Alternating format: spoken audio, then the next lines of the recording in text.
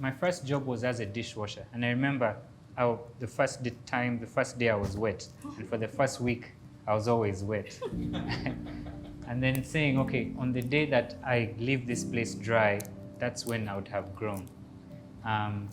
But also because it was so tedious, especially when it gets busy and the demand is there, and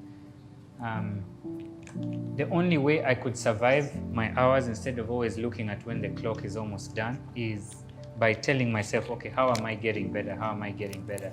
Or how am I learning? Okay, how do I not get myself wet?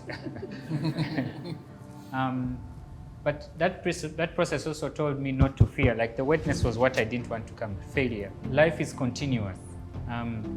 It doesn't have an arrival point. So yes, we reached goals financially in one place, but that wasn't an end. It was actually a new beginning.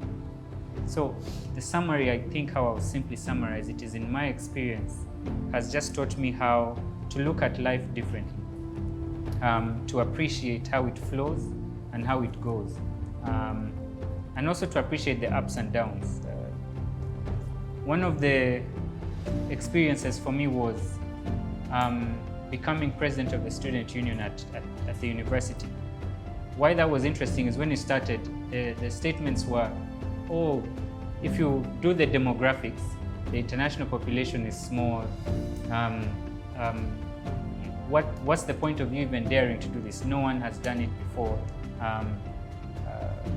And personally, my personality, I'm generally a quiet person, and I don't like to go and nag people for something. But because of the connections it was a chance to experiment with true, honest expression of an idea.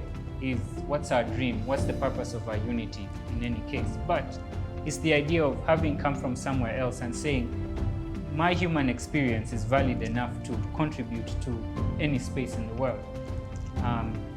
And being able to accomplish that feat was not because of the first or any of that kind, but because the idea, a concept, a dream, can formulate into reality. So the human potential.